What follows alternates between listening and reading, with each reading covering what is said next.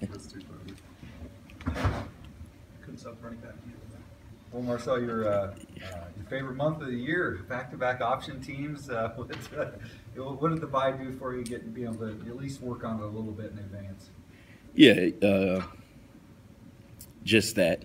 We were able to kind of get some guys healthy, and then as far as our eyes and our run fits and all that, kind of have that going. Did you guys, throw a little bit of that in every practice during the week, or how did you kind of address Yes, it? we did. Each day we ran an option. You look at historically through college football, and you guys have been the same way. Being great against the run is not the same as being great against an option team. Why is it so different? Why does that not one not carry over to the other? Number one, it's their offense, and I think they force everybody on the field to be in their gap, to have great eyes, be disciplined, and do their job. And so because they do it all the time, they usually have an answer to everything you do. So once you show them one thing, they'll change up what they're doing and do something different. And so, and then also you have to deal with their speed. I mean, because these guys are fast now on the edges. Their running backs can run, their quarterbacks can run, and so they pose a problem for you, because once you do your job, the hardest part now is you have to make the play on them. So it's pretty tough. They had, I think, over 500 yards rushing last year against you guys. Damn, you brought that up. Sorry. I know there were some big plays in there, but Right. when you're looking back, I assume you're looking at that tape a little going into this game. What were the biggest things that went wrong in that game? Same thing, tackling, doing your job, your run fits, getting off blocks, standing your gap, tackling, the same thing. Also, then you get into the game of where they run it, and now they're hitting you on the run, and then they'll actually hit you on the pass now. So now it's kind of, okay, you're keyed in on the run, and then they hit you on the pass. So it just started off, our first play was a house call last year. And so, it just started off on a bad start for us last year. And then what happened was, as they were scoring, what I did was I made a mistake, and I started to change up our defense. And then we did some stuff that we hadn't worked on during the week, which actually hurt the kids a little bit. So that part was on me as far as trying to have answers to their offense that we hadn't even worked before. But, I thought we came out after halftime, and we did a good job, I thought, the second half. Can you use your regular defense, or do you have to kind of construct a whole new? No, you got to construct something totally different. And the hardest thing about these guys in New Mexico is what they also do is, besides their option game, but they actually run a zone rim type offense. So it's not just all option. They have an actual offense where it's just they can go spread. They can run zone, they can run rim, and then and then you add with that the hurry up also on them going fast. That causes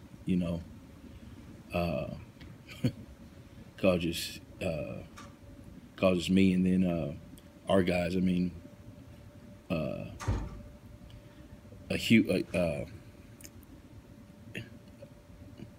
A big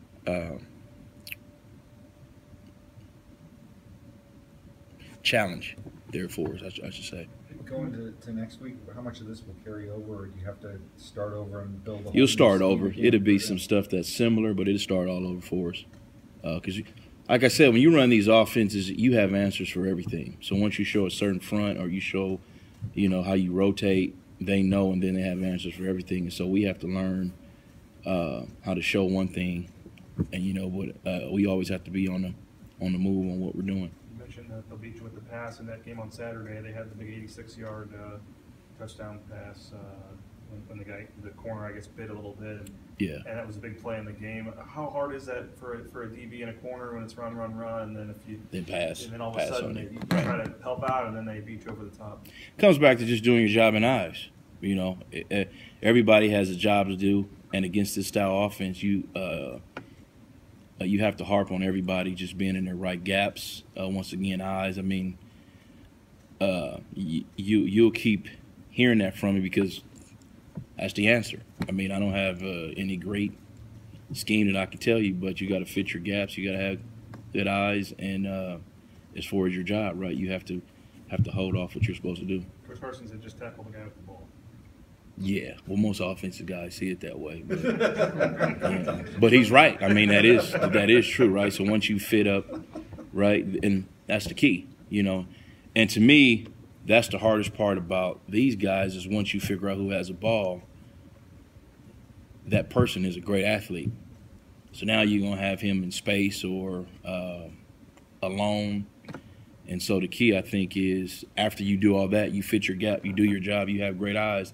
Now the next step is you have to make the play. So, you know, it seems so simple. You know, everybody always talks about the eyes, and it seems so simple. Just, you know, focus on your job and whatever. But obviously they've got all this window dressing to the offense. Right. How hard is that to stay focused and not get distracted by all of that?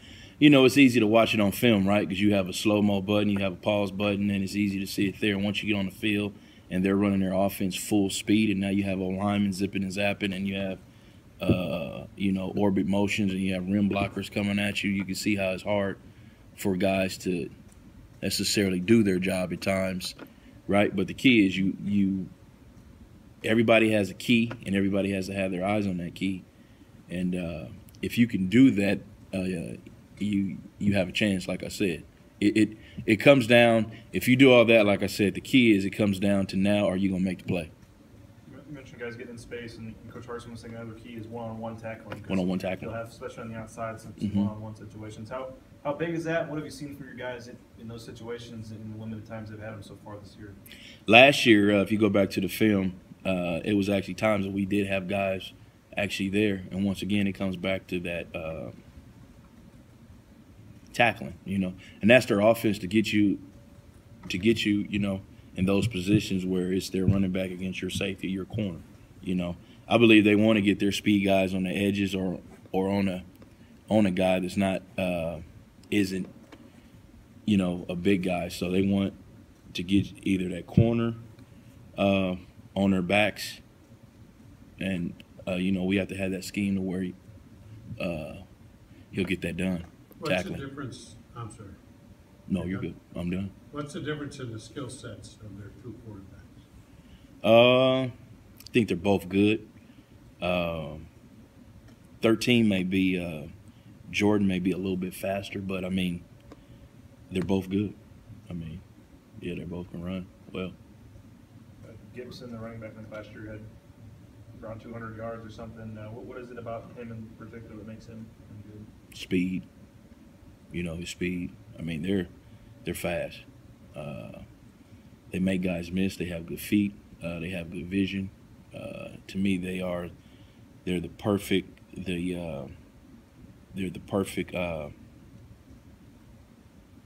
backs for this offense, I believe. I think they only had like 236 yards or something against Utah State. They weren't great on third down. I mean, what did you see in that game? What did Utah State's defense do that it was able to limit them some? Physical up front, I thought. You know, I thought they had good eyes. They fitted up right. So yeah, I thought they played them well. With what happened last year in New Mexico, how is it important for your guys to kind of get another shot at redemption, if you will, against the Lobos? You know, redemption, I wouldn't say that because that was a different team. You know, both teams were different. So I wouldn't use the word redemption. To me, it's a conference game. And so, you know, we want to win every game. And, you know, we're playing at home this week. You know, and our goal, like I said, our goal is always to stop the run. And knowing that we let them rush for that many yards, I mean, you know, we don't want that to happen again for sure. So. You normally you kind of rely on the scout team for the most part to simulate things with an offense like this and how fast they run. You have to get the first or second team offense involved a little more this week to simulate what they do. We'll try it. You know, we'll try some speed, but I mean, at the same time, you can't hit our offense, right? Okay, because he's doing what he needs to do on offense. So for us, we have a plan that we have in place to get our looks. How hard is that for the scout team? I mean, they obviously have to simulate all kinds of things all year, but something Right. that's this intricate, how hard Right. is that for them to learn it in a week and figure out how to run it? It's tough, it's real tough. But every week is tough because I don't think any scout team is going to run the offense that we're going to see. That the speed that we're going to see from that offense. So each week is the same for us, I believe. What do you remember about in the fourth quarter there? You guys were up 3 or 4, and they were putting a drive together there with like 4 or 5 minutes left, and then around your midfield they had 4th down. I think Chance James made a big stop there, and I know you guys had a late touchdown after that. But how big was that play? Do you remember that play? That was a huge tackle by him. Yeah, huge tackle. Yeah. What was it kind of like? And you said that you kind of went to maybe some play calling that you guys necessarily didn't practice in the week. And what was the kind of like the game like even on the sideline trying to get back out there and figure out a way to to stop them? It just felt. I mean, it was happening so fast, and in chunks.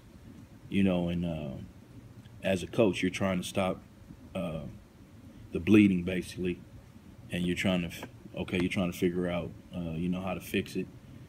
And then at halftime, I think they had 42 in the first half, right? They had 42 in the first half, and then at halftime, as a staff, we kind of came together and we felt like, our approach wouldn't be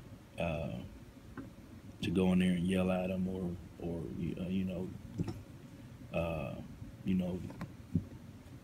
lose our mind or anything, because once again, it came down to almost every one of those plays was one guy not doing their job. It kind of varied who that one guy was, but it came down to one guy not doing their job or a missed tackle here or there. So to me, it was about getting it fixed.